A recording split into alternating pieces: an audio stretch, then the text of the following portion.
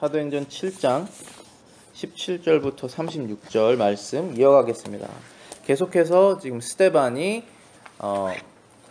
종교 지도자들 그 공회 앞에서 변론을 하고 있는 그런 말씀이 쭉 이어가고 있는 내용입니다. 오늘 말씀 내용은 이제 모세가 백성들을 어떻게 이제 구출하는 사람으로 하나님께서 예비하셨는지 그러한 내용입니다. 오늘 말씀의 제목은 하나님의 구원의 약속을 이루실 때라고 정해봤습니다. 그 말씀 제목을 가지고 오늘 하나님의 말씀 함께 나누겠습니다. 모세가 몇 세에 죽었는지 혹시 기억하시나요? 120세에 죽었어요. 근데 모세가 참 신기한 게 딱 120세가 중에 3으로 나누면 40이잖아요. 40, 40, 40이잖아요. 그 40년마다 그 인생에 바뀐 게 있어요. 그 너무 신기해요. 하나님께서 숫자를 만드셨죠? 하나님께서 이 매스매틱, 이 수학을 만드셨잖아요. 하나님 정말 정확하신 분이시거든요.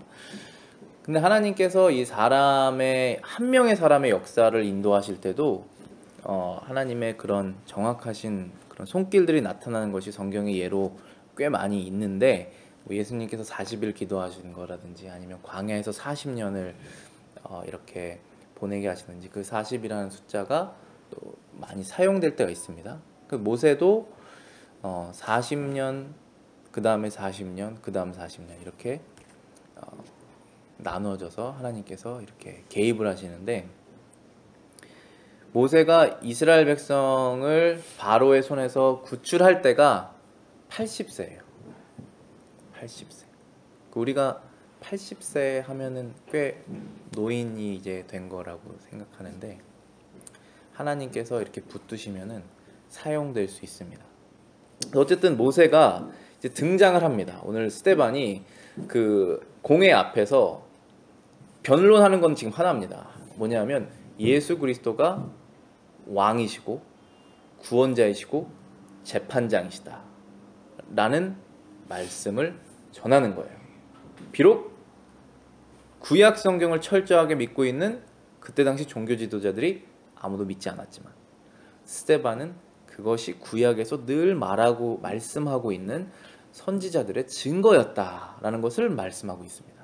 그런데 이스라엘 사람들은 이상하게도 구약 성경의 선지자들이 올바른 말만 하면 믿지를 않아요. 믿는 것 같다가도 또 다시 돌아서고 그것을 정말 100번 반복하면서 이스라엘의 역사가 지속돼 왔습니다. 그 역사를 짧게 지금 스데반이 설교하고 있는 거예요. 그러면서 이제 이스라엘 사람들에게 그 산헤드린 공회에서 어떤 것을 상기시키냐 하면은 모세를 기억하라 라고 하면서 모세가 어떻게 이스라엘 백성을 구원했는지를 지금 말씀하고 있는 것입니다. 결국은 이 모세를 통해서 이스라엘의 역사를 통해서 스데반이 말하고자 하는 것은 예수 그리스도를 말씀하는 것이죠. 그 기본적인 전제를 가지고 이 말씀을 보시면은 더 지혜를 발견하실 수 있을 것입니다. 오늘 본문 17절 말씀 제가 다시 읽어보겠습니다. 하나님이 아브라함에게 약속하신 때가 가까움에 이스라엘 백성이 애굽에서 번성하여 많아졌더라. 하나님께서 아브라함에게 약속하신 때, 아브라함은 BC 2000년 전 사람입니다. 지금으로부터 4000년 전 사람이죠. 그리고 모세는 BC 1500년 즈음 사람입니다. 그래서 모세가 태어나기 500년 전에 그때에 약속하신 것이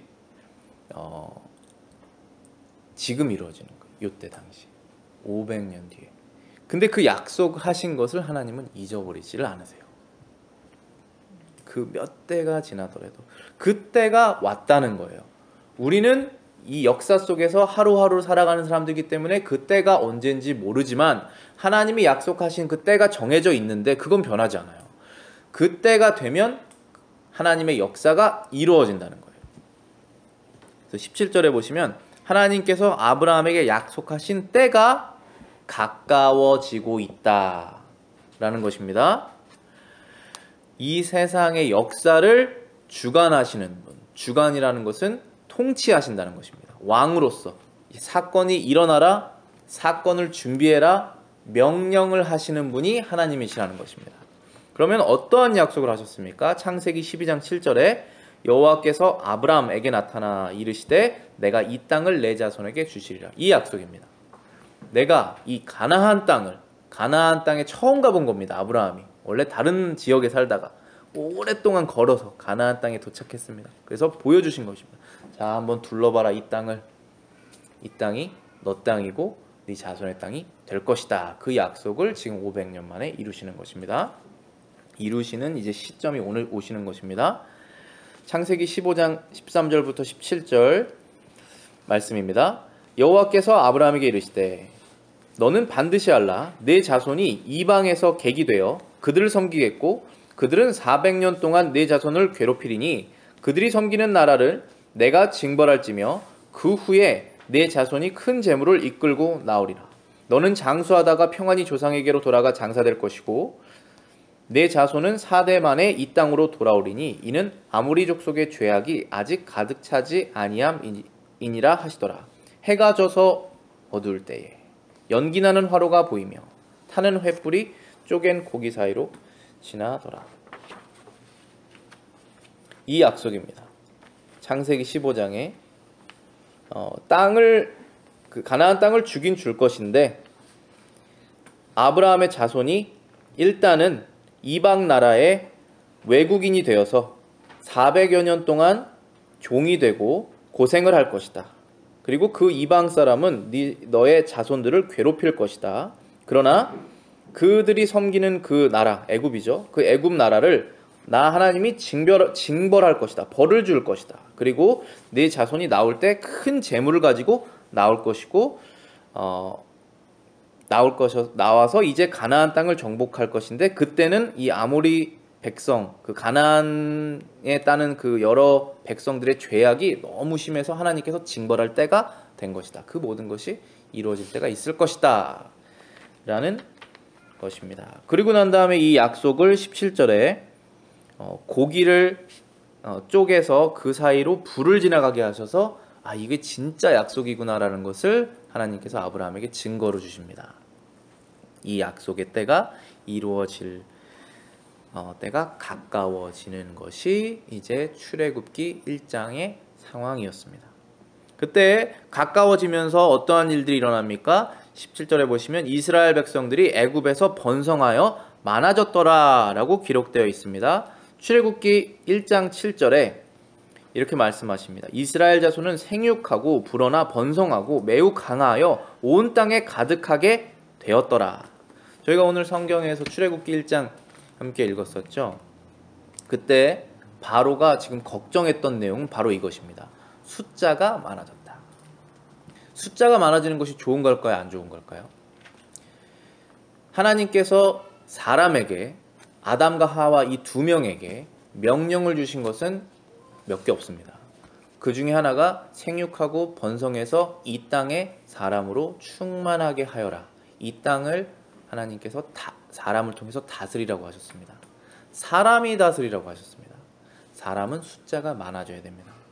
사람의 숫자를 줄이자고 말하는 발언이나 세력이나 방향성은 절대 성경적이지 않았습니다. 반성경적입니다. 하나님이 하시면 하십니다. 그러나 사람이 그것을 자신의 지혜로 컨트롤하고자 하면 반성경적인 된 것이고 하나님과 대적하는 위치에 서게 됩니다. 그럴 수밖에 없습니다. 생육하고 번성하여라. 그래서 지금 이스라엘에게 하나님께서 복을 주셨습니다. 생육하고 번성하라고 했습니다. 그런데 그걸 누가 싫어합니까? 하나님과 대적하는 위치에 서 있는 자, 바로죠. 바로 이름 아니죠. 애굽의 황제의 이름이 바로잖아요. 그 다음에 계속 바로잖아요. 바로 1세, 2세. 그러니까 그 위치에 누가 가든 간에 하나님과 계속 대적하는 것입니다. 그가 하나님께서 명령하셔서 축복을 하시는 이스라엘 백성의 번성을 두려워하고 억누르려고 한 것입니다. 어떻게 억누르려고 합니까? birth control. 지금 산하 제한이겠죠. 산하 제한을 하려고 그런 것입니다. 근데 안 되니까 태어난 것을 죽이라 그런 것이죠. 거기까지 간 것입니다. 태어난 아이까지 죽이라고 한 것이 이제 바로가 한 것입니다. 그렇게 해서 그 스데반이 뭐라고 말했냐면은 19절에 요셉을 알지 못하는 새 임금이 애굽 왕위에 오르매 그가 우리 족속에게 괴계를 써서 조상들을 괴롭게 하여 어린아이들을 내어버려 살지 못하도록 할세. 이스라엘 백성을 괴롭게 했죠. 힘든 일을 주었고, 그 다음에 남자들이 커지면은 세력이 힘이 센 남자들이 점점 많아지지 못하도록 산하 제한을 하려고 그랬고 태어난 아이들까지 죽이려고 하는 그러한 상황이 됐다는 것입니다. 근데 그러한 상황은 세상에서 하나님의 백성들에게 가하는 지금 상황이고 하나님의 때는 지금 가까이 오고 있는 것입니다. 하나님의 때는 무슨 일이 일어납니까? 이 하나님의 백성들이 커져서 애굽을 탈출하는 그러한 사건이 지금 점점 다가오고 있는 상황에 그것이 안 이루어질 수 있도록 그것을 막 제한하는 것이 동시에 일어난다는 것입니다. 항상 그렇습니다. 하나님의 일이 일어날 때는 그것과 반대되는 세력들이 같이 일을 하죠. 일이 점점 가까우면 가까울수록 더 발악을 하겠죠. 더 보이겠죠. 그러한 일들이 일어났을 때 우리는 하나님의 때가 가까이 있구나 라는 것을 알아야 됩니다. 하늘을 보고 일기예보를 우리가 하듯이 세상에 어떠한 일들이 실제적으로 공개적으로 일어날 때 그것이 하나님의 때가 가까워지고 있구나라는 것을 알아야 된다는 것입니다. 그래서 지금 물론 지금 우리 지금 상황에 엄청 많이 적용할 수 있는 내용이겠죠. 디테일하게 말씀드릴 시간 없겠지만 출애굽기 1장 22절입니다. 아들이 태어나거든 너희는 그를 나일강에 던지고 딸이거든 살려두어라. 그래서 이제 아들들을 버리라는 명령을 하는데 그때 이제 모세도 버려지게 되죠.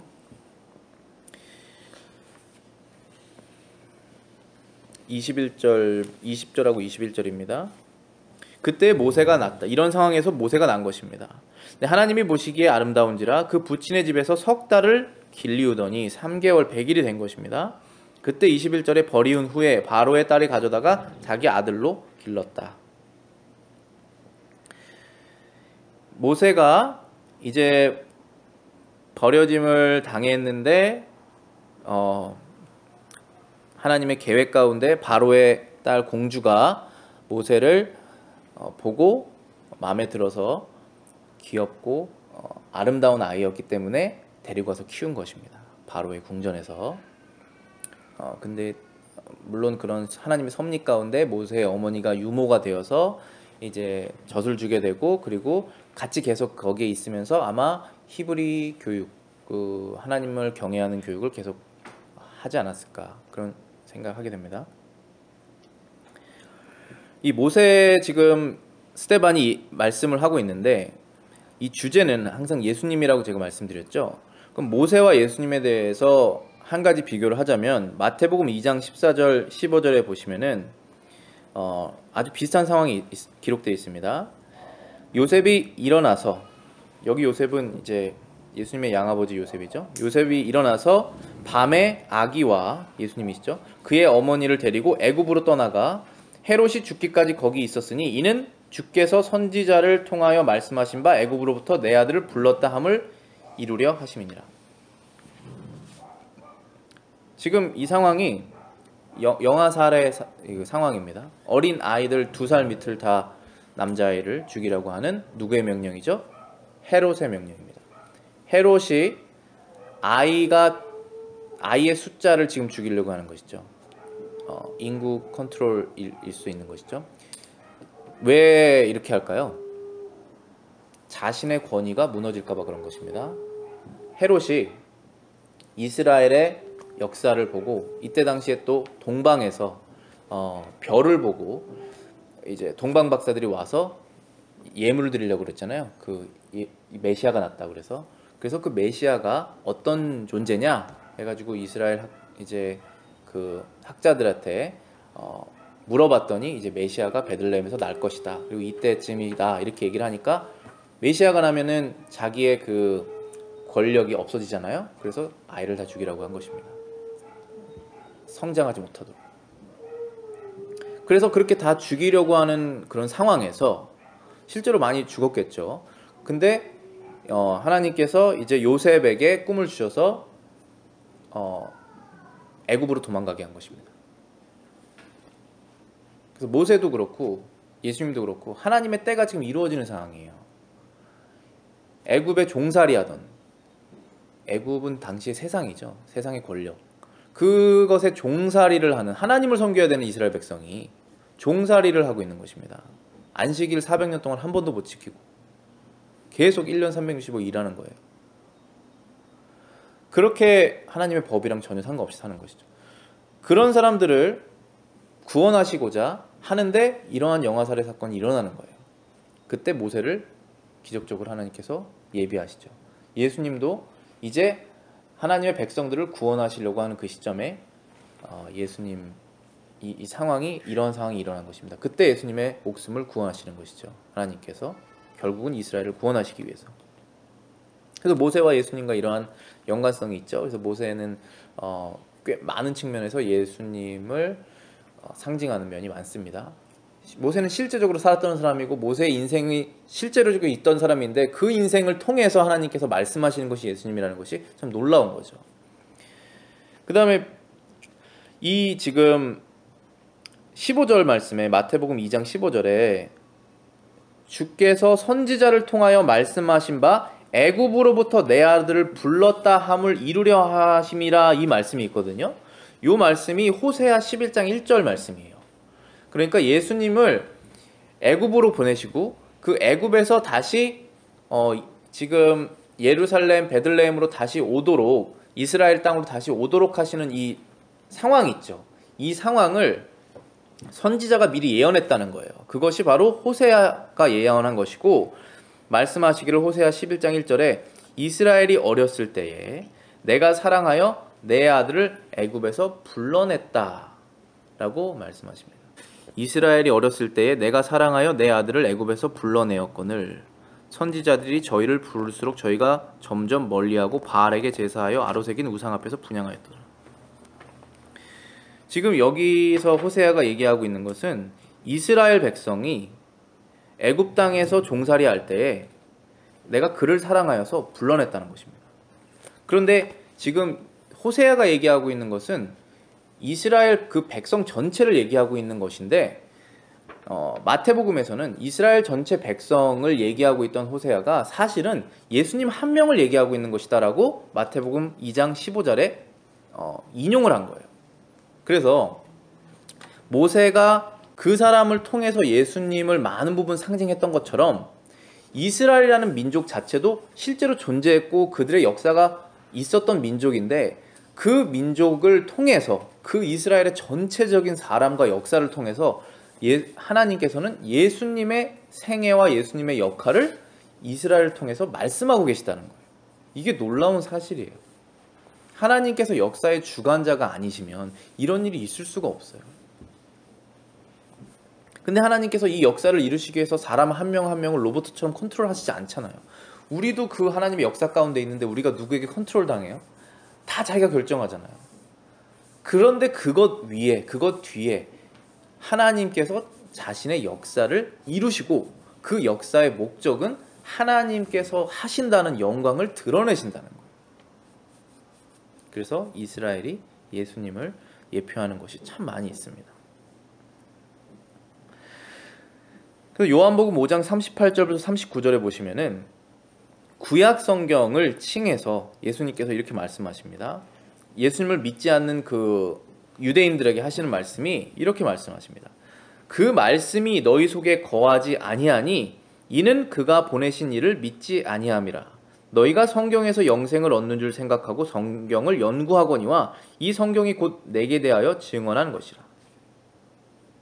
지금 신약 성경이 쓰여지기 전에 예수님께서 성경이다라 그러면 이 구약 성경 전체를 말씀하시는 건데, 구약 성경을 달달달 외우면서 이 구약 성경대로 살라고 막 그리고 왜 하고 있습니까? 이 유대인들이, 특히 바리새인들이, 종교 지도자들이 영생을 얻으려고 하는 거 아니겠어요? 하나님의 심판을 피하고 마지막에 하나님의 나라에 들어가기를 원하는 그것을 얻기 위해서 성경을 연구를 하는데, 연구를 하지만 그 말씀이 너희 속에는 있지 않기 때문에 영적으로 그 말씀이 마음속에 새겨지지 않았다는 거예요. 그렇기 때문에 너희들은 그 결과 나를 안 믿는다. 예수님을 안 믿는다. 그가 보내신 하나님이 보내신 아들 그를 믿지 않는 것이다 라고 말씀하시면서 성경이 곧 나에 대해서 증언한 것이다. 구약 성경이 예수님께서 태어나시기 전이라서 예수님이 없다? 그렇게 말하는 것이 그 신앙이 성립이 안 된 거예요. 구약 성경의 모든 말씀이 다 하나하나 예수님을 예표하는 것을 우리가 다 알 수는 없지만 전체적인 그 메시지가 결국은 예수님을 통하여 하나님의 구원자를 통해서 구원하시는 그 말씀을 하고 계시다는 것이죠. 그것을 겉으로 연구하면 예수님을 믿지 못하지만 마음속에 새겨지면 예수님을 믿게 된다는 거예요. 그러니까 믿었다는 증거라는 거예요. 그리고 영생을 얻게 된다는 것이죠. 그래서 이 모세가 태어나면서 일어나는 일들이 결국은 행하는 일들이 예수님을 예표하고 이스라엘이 구원되는 것을 통해서 또 예수님을 예표하고 성경 전체가 예수님을 예표하는 것이 성경이라는 말씀을 드립니다. 22절부터 28절에는 그럼 이제 모세가 그 애굽의 궁전에 들어가서 어떻게 생활하는지 22절에 이렇게 나오죠. 모세가 애굽 사람의 학수를 다 배워 그 말과 행사가 능하니라 라고 했습니다. 그때 당시는 애굽이라는 나라가 그때 당시의 세계를 장악하고 있는 제국입니다. 그럼 얼마나 그 문명이 뛰어났겠어요. 피라미드 얼마나 뛰어나요. 지금도 만들기 어려운 그 피라미드 미스테리잖아요. 그러한 이제 나라인데 그곳에서 모세가 학술과 말을 다 배웠다는 것입니다. 그래서 모세가 당시 이스라엘 사람들보다 더 많은 지식을 갖고 있었겠죠. 그래서 좀 실수를 하게 된다고 저는 생각합니다. 이제 모세가 스스로 이스라엘 백성을 구원하고자 애굽 사람을 쳐서 죽이고 그 다음에 이스라엘 백성끼리 싸우니까 이제 그들의 재판관이 되려고 하는, 그렇게 되고도 사실 남겠죠. 왜냐하면 모세가 바로의 지금 궁전에 살고 있는 가문이 되었고 가문의 일원이 되었고 지식과 학술과 이런 것이 뛰어났기 때문에 그렇게 할 수 있다라고 생각했을지도 모르겠습니다.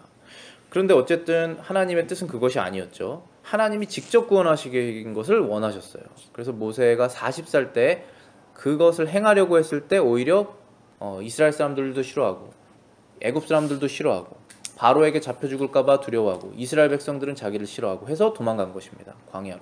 거기서 40년 동안 이제 살게 되는 것이죠. 사도행전 7장 23절입니다. 나이 40이 되매 그 형제 이스라엘 자손을 돌아볼 생각이 나더니 한 사람의 원통한 일을 당함을 보고 보호하여 압제받는 자를 위하여 원수를 갚아 애굽 사람을 쳐 죽이니라. 저는 형제들이 하나님께서 자기의 손을 빌어 구원하여 주시는 것을 깨달으리라 생각하였으나 저희가 깨닫지 못하였더라. 여기 25절 그 성경 구절에 따르면 모세가 그 40살이 되어서 형대의 원통한 것을 애굽의 원통한 것을 풀어 주려고 했을 때 모세가 이렇게 생각했다라고 기록되어 있는 내용이네요. 보면은 자신의 손, 모세의 손을 빌어서 하나님께서 이 이스라엘 백성들을 애굽의 손에서 구원해야 한다는 것을 이스라엘 백성들이 알아줄 것이라고 생각했다라는 것이죠. 근데 실제로 알아주지 않았죠. 26절에 이스라엘 사람들이 싸울 때 모세가 와서 화목시키려고 했을 때 너희는 형제다 어떻게 서로 해야 하느냐 했을 때 그 동무가 모세를 밀면서 너가 우리도 죽이려고 하느냐, 너가 재판장이 되려고 하느냐, 너가 관원, ruler, 왕이 되려고 하느냐라고 모세를 싫어하게 되죠. 그러면서 이제 도망가게 됩니다. 29절에 보시면은 미디안 광야로 도망가게 되어서 나그네가 되었다. 외국인이 되었다라는 것입니다. 여기 이제 히브리서 11장에 보시면은 지금 방금 사도행전 7장 25절에 모세가 40살이 되었을 때 하나님의 백성을 돌아보았다라고 하는 그런 마음이 이제 11에서 11장에 어느 정도 이렇게 묘사가 되었다고 저는 생각합니다. 히브리서 11장 24절부터 26절에 믿음으로 모세는 장성하여 바로의 공주의 아들이라 칭함을 받기를 거절하고 도리어 하나님의 백성과 함께 고난받기를 잠시 죄악의 낙을 누리는 것보다 더 좋아하고 그리스도를 위하여 받는 수모를 애굽의 모든 보화보다 더 큰 재물로 여겼으니 이는 상 주심을 바라봄이라. 지금 모세가 장성하여서 본인 판단에 나는 이제 애굽의 왕조의 가문에 들어왔으니 여기에서 잘 있으면 여러 가지 죄악을 즐기며 그리고 많은 재물들을 보화와 재물들을 누리면서 살 수 있겠다라고 하는 판단이 섰을 수 있겠죠. 나이 40 정도 됐으면 그런 계산이 쓸 수 있을 것입니다. 그런데 그것을 버렸다는 것이죠. 하나님께서 지금 모세의 마음에 일을 하시는 것입니다. 하나님께서 백성들을 구출하실 때가 됐을 때. 그래서 어떤 마음을 주셨는지 지금 히브리서가 증거하기를 도리어 하나님의 백성과 함께 고난받기를 원했다. 그리고 그리스도를 위해서 받는 수모를 더 선택했다라는 것입니다. 그래서 이제 그 선택으로 인해서 이러한 일들을 했고 자기 백성으로부터 배척을 당하게 됩니다. 그냥 만약에 자기 백성 이스라엘 백성들이 그 고난받는 이 노예 생활을 하는 것을 보고 아무런 양심의 가책도 없고 내가 저들을 위해서 살아야겠다는 생각도 안 했으면 배척 안 받았겠죠. 그런데 그들을 위해서 내가 이제 뭘 해봐야겠다고 했더니 배척을 당한 거예요. 근데 이러한 것도 예수님의 모습과 굉장히 비슷하죠. 요한복음 1장 11절에 보시면은 자기 땅에 오매 자기 백성이 영접지 아니하였다. 그러니까 예수님께서 하나님의 아들로서 성경에 그런 표현이 있어요. 하나님의 위치에 예수님은 하나님이시잖아요. 하나님의 위치에서 모든 것을 누리고 계시는 그 위치에서 모든 것을 잠시 버리고 이 땅으로 내려오셨다는 표현을 쓰시죠. 그래서 만약에 안 구원하시겠다고 하신다면 하나님께서 하나님의 백성을 그러실 리는 없지만 안 구원하시겠다고 하면 예수님께서는 그 하늘에 있는 모든 왕권을 그대로 누리면서 지내시는 거예요. 이 땅에 잠시 내려오셔서 고난받으실 필요가 없는 거예요. 그런데 예수님께서 하나님 아버지의 뜻을 받들어 그것에 순종함으로 인해서 이 땅에 내려오시고 하늘 보좌의 모든 좋은 것들을 버리시고 오신 것이죠. 굉장히 비천한 모습으로 오신 것이잖아요. 하나님이 사람이 됐다라고 하는 것은 우리가 비천함을 상상할 수가 없을 정도의 비천한 레벨로 밑으로 오신 거예요. 그것을 이제 모세가 비록 그거랑 비교는 안 되지만 애굽의 모든 것을 버리고 광야에서 떠돌이 신세가 됐다라는 거예요. 왜 그랬습니까? 하나님의 백성들을 구원하고자 하는 마음이 들어서, 물론 방법이 지금 잘못됐지만 그 마음이 들어서 그런 것입니다. 결국은 하나님이 하나님 손으로 하시죠. 이제 모세는 자기 손으로 해보려고 했는데 어쨌든 그 마음이 들어서 고난이 시작이 됐던 것입니다.